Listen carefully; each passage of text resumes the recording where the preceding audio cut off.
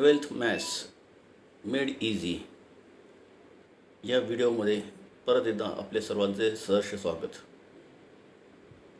आत्तापर्यंत आपण लॉजिक या चॅप्टरमध्ये स्टेटमेंट म्हणजे काय, ऑपरेटर्स काय आहेत, and or single implication, double implication यासारख्या ऑपरेटर्सचे शॉर्टकट्स काय आहेत, ट्रूथ टेबलचा वापर करून इक्विव्हॅलन्स किंवा स्टेटमेंटचा पॅटर्न कसा शोधायचा या सर्व गोष्टी आपण शिकलो. आज आपण ड्युएल नावाचं एक ऑपरेशन शिकणार आहोत. एकदम सिंपल आणि लॉजिकला पण सिंपल असलेलं हे ऑपरेशन आहे. जर आपण टॉटॉलॉजीसाठी टी आणि कॉन्ट्रॅडिक्शनसाठी सी हे अक्षर वापरलं आणि या दोन अक्षरांच्यामध्ये एखादा ऑपरेटर असेल अँड किंवा ऑर, तर अशा स्टेटमेंटचे ज्याला आपण कंबाईंड स्टेटमेंट असं म्हणतो, या स्टेटमेंटचे ड्युएल कसे करायचे ते आपण बनवतो. ड्युएल करताना त्या स्टेटमेंटमधल्या टीचे सीमध्ये रूपांतर होते, तर सीचे टीमध्ये रूपांतर होते. थोडक्यात टी आणि सीमध्ये आदलाबदल होते. पण जर का स्टेटमेंटमध्ये पी आणि क्यूचा उल्लेख केला असेल तर मात्र पी क्यूमध्ये बदल होत नाही. तसेच टी सी किंवा पी क्यू याच्यामध्ये जे अँड ऑपरेटर वापरलं असेल तर त्या अँडचं रूपांतर ऑरमध्ये होतं, किंवा ऑर ऑपरेटर वापरलं असेल तर त्या ऑरचं अँड होतो. पण जर का स्टेटमेंटमध्ये एखाद्या स्टेटमेंटच्या आधी निगेशनचं साईन असेल, टिल्डचं, तर त्या साईनमध्ये कुठलाही बदल होत नाही.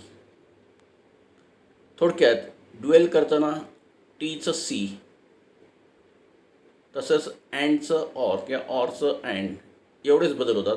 बाकीच्या चिन्हांमध्ये कुठेही बदल होत नाही. पी क्यू निगेशन या चिन्हांमध्ये कुठलाही बदल होत नाही. आता आपण एक एक्झाम्पल बघूया. एक्झरसाइज 1.3मध्ये क्वेश्चन नंबर 2मध्ये त्यांनी एक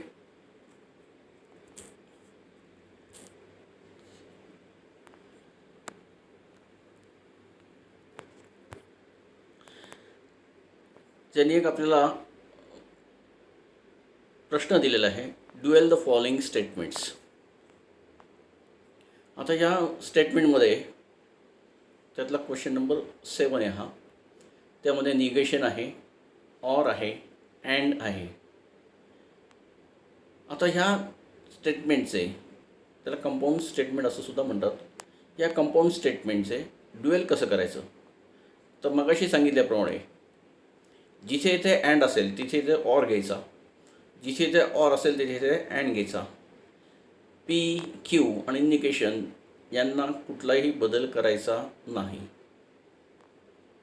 त्याच एक्झरसाइजमध्ये, त्याच क्वेश्चनमध्ये 8व्या क्वेश्चनमध्ये त्यांनी विचारलेलं आहे, ड्युएल करा.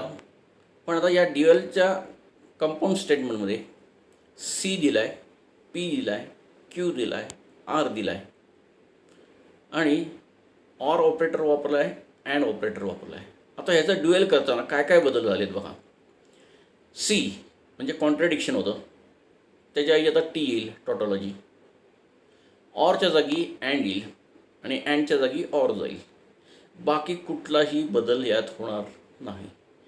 त्या ड्युएल ऑपरेशन करायचं म्हणजे नक्की काय करायचं हे तुमच्या लक्षात आलं असेल. कंपाऊंड स्टेटमेंटमध्ये जर का टी आणि सीचा वापर केला असेल तर टीच्या जागी सी लिहायचा, सीच्या जागी टी लिहायचा. अँडच्या जागी ऑर घ्यायचा, ऑरच्या जागी अँड घ्यायचा. पण स्टेटमेंटचं नाव जर का पी क्यू आर एस असं काही दिलं असेल तर त्या स्टेटमेंटच्या नावामध्ये कुठलाही बदल करायचा नाही. सगळ्यात सोपा, 1 मार्कासाठी 2 मार्कासाठी MCQमध्ये बोर्डाच्या परीक्षेमध्ये खूप वेळा विचारला जाणारा हा प्रकार आहे. तर ड्युएल हा प्रकार तुमच्या तर लक्षात आला असेल. एक्झरसाइजमध्ये बाकीचे क्वेश्चन्स आहेत ते तुम्ही स्वतः सोडवणं अपेक्षित आहे.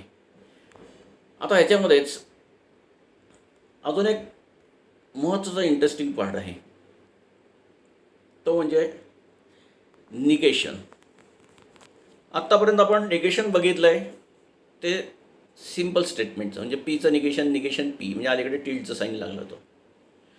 पण कंपाऊंड स्टेटमेंटचं निगेशन कसं करायचं हे आपल्याला बघायचं आहे. कंपाऊंड स्टेटमेंटचं निगेशन करण्यासाठी आपल्याला एक्झरसाइज 1.3मध्ये क्वेश्चन नंबर 3मध्ये काही क्वेश्चन दिलेत. त्यातला आपण दुसरा क्वेश्चन बघू.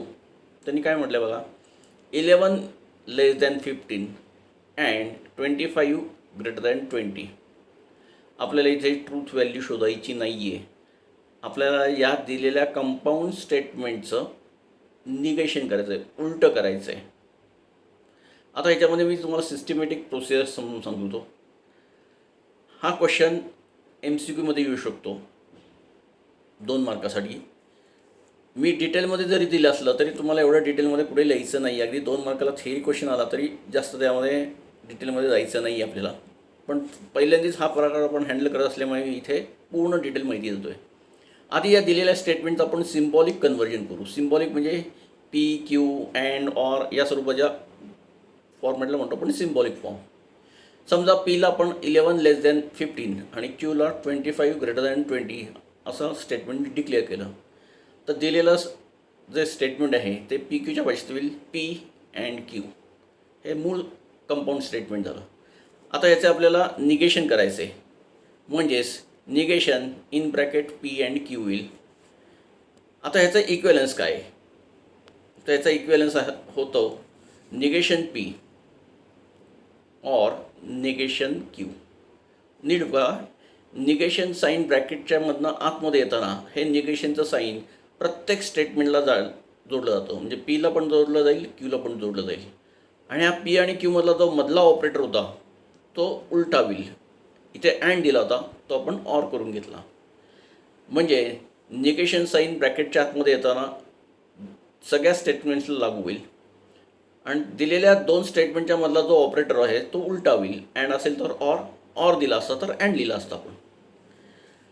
म्हणजे थोडक्यात आपल्याला सिम्बॉलिक फॉर्ममध्ये निगेशन झालं, निगेशन P और निगेशन Q. आता याचं परत आपण वर्डिंगमध्ये कन्वर्ट करूया. काय होईल याचं? 11 मग अशी लेस दॅन 15 होतं. आता निगेशन केल्यानंतर 11 greater than or equal to 15. Less दॅनचं उलटं ग्रेटर दॅन ऑर 15 और 25 less than or equal to 20. मग अशी 25 मूळ वाक्यामध्ये 25 ग्रेटर दॅन 20 होतं.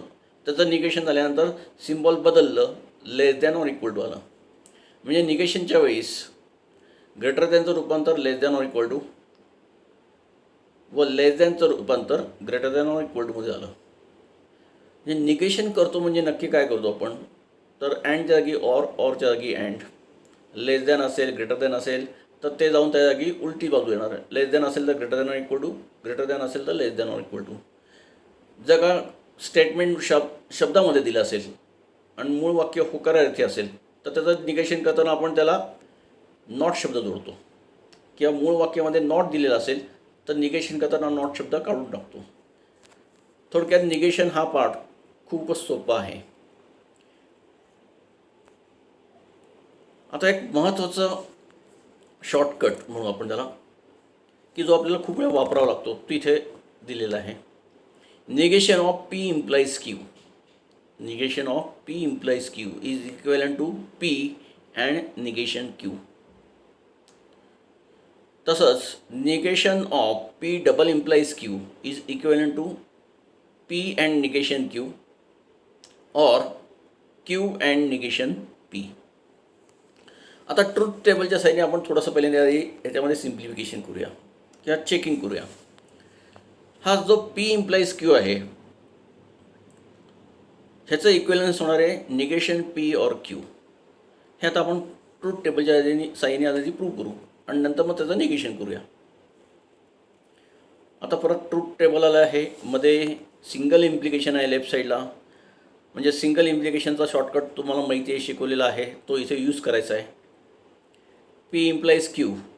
सिंगल इम्प्लिकेशनच्या वेळेस T इम्प्लाइज Fची व्हॅल्यू F, बाकी प्रत्येक ठिकाणी ट्रू T राहणार आहे. तसंच राईट हँड साईडला ऑर ऑपरेटर आहे.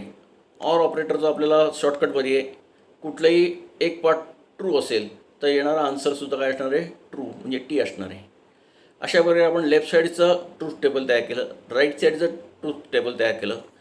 दोन्हीही ट्रूथ टेबलच्या आन्सर्समध्ये म्हणजे लास्ट जे कॉलम्स आहेत त्यांना आपण ए आणि बी नाव दिलं आहे. ही मेथड आपण मागच्या वेळेस बघितली आहे इक्विव्हॅलन्स प्रूव्ह करताना. इथे कॉलम ए आणि कॉलम बी दोन्ही सेम आहेत, म्हणजेच P implies Q is equivalent to negation P or Q. आता आपल्याला पी इम्प्लाइज क्यूचं निगेशन करायचं होतं, म्हणजेच थोडक्यात निगेशन पी और क्यूचं निगेशन करायचं आहे. म्हणून negation in bracket negation P और क्यू. मग अशी सांगितल्याप्रमाणे निगेशन साईन आत येईल ब्रॅकेटच्या, हे निगेशन साईन दोन्ही पार्टला जाईल आणि मधला ऑपरेटर जो ऑर होता तो अँडमध्ये कन्वर्ट होईल. म्हणजेच हा होईल negation of negation P and negation Q. Negation of negation is original statement, हे आपण निगेशनच्या टॉपिकमध्ये सुरुवातीलाच बघितले. त्यामुळे इथे होईल पी अँड निगेशन क्यू. थोडक्यात निगेशन ऑफ पी इम्प्लाइज क्यूचं उत्तर झालं पी अँड निगेशन क्यू. आता असाच प्रकार आपल्याला पुढच्या ह्याच्यासाठी करायचा आहे. P double implies Q. P double implies Q हे आधी आपण सिम्प्लिफाय करूया. P double implies Q is nothing but P implies Q and Q implies P. थोडक्यात लक्षात ठेवण्यासाठी एक सोपं वाक्य सांगतो. P double implies Q. Double इम्प्लाइजचा अर्थ दोन्हीकडनं ट्रॅफिक चालू आहे, पीकडनं क्यूकडे आणि क्यूकडनं पीकडे. हा त्याचा थोडक्यात अर्थ, व्यवहारातला अर्थ. आता आपण हे जे काय इक्विव्हॅलन्स आहे प्रूव्ह करूया. त्यासाठी लेफ्ट हँड साईडला आपण डबल इम्प्लिकेशनचं टेबल तयार केलं आहे. डबल इम्प्लिकेशनचा शॉर्टकट तुम्हाला माहितीच आहे. जर दोन्ही स्टेटमेंट्स ट्रू असतील तरच डबल इम्प्लाइजचा आन्सर ट्रू असतो. हा शॉर्टकट वापरून पी डबल इम्प्लाइज क्यूचं टेबल तयार केलं आहे. शेजारी RHS एक टेबल तयार केलं आहे. त्यामध्ये सिंगल इम्प्लाइज पण आहे आणि अँड ऑपरेटर पण आहे. दोन्हीचा शॉर्टकट वापरला आणि ते टेबल तयार केलं. दोन्ही टेबलच्या आन्सर्सना ए आणि बी म्हटलं. आता आन्सर्सचं ऑब्झर्वेशन केलं तर तुमच्या लक्षात आलं असेल, column A is equal to column B आहे, म्हणजेच P double implies Q is equivalent to P implies Q and Q implies P. आता मूळ वाक्याचं आपल्याला निगेशन करायचं आहे. Negation of P double implies Q is equivalent to, आता right साईडला पण निगेशन साईन वापरावं लागेल. निगेशन ऑफ पहिल्या ब्रॅकेटमध्ये P implies Q and second bracket Q implies P.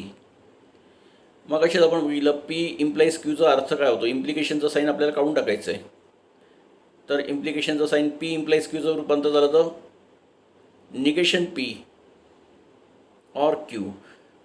आता हे जे काय बाहेरचं निगेशन आहे ते ब्रॅकेटच्या आतमध्ये आणलं तर निगेशन पीचं रूपांतर पीमध्ये होईल, ऑरचं रूपांतर अँडमध्ये होईल आणि क्यूला निगेशन साईन पण जाईल. म्हणजे उत्तर येईल पी अँड निगेशन क्यू और क्यू अँड निगेशन पी. थोडक्यात निगेशन ऑफ कंपाऊंड स्टेटमेंट ह्याच्यामध्ये दोन गोष्टी कायम लक्षात ठेवा. निगेशन साईन ब्रॅकेटच्या आतमध्ये येताना निगेशन साईन प्रत्येक स्टेटमेंटला लागू होतं आणि त्या दोन स्टेटमेंटच्या मधला जो ऑपरेटर आहे, जर का तो अँड असेल तर तो ऑर होईल, ऑर असेल तर तो अँड होईल. निगेशनचा परिणाम सिंगल इम्प्लिकेशनवरती किंवा डबल इम्प्लिकेशनवरती डायरेक्ट होत नाही. ही गोष्ट कायम लक्षात ठेवायची. Negation is applicable only on AND operator as well as OR operator. It is not for single implication and double implication. आशा आहे तुम्हाला हा सगळा व्हिडिओ व्यवस्थित समजला असेल. आता एक्झरसाइजमधली सम्स जी आहेत ही तुम्ही स्वतःहून करा, प्रॅक्टिस करा. काही अडलं तर लगेच व्हॉट्सअपवरती कॉन्टॅक्ट करा. तुमच्या क्वेरीज ह्या आपण ग्रुपवरती लगेच पोस्ट करू. Okay, thank you.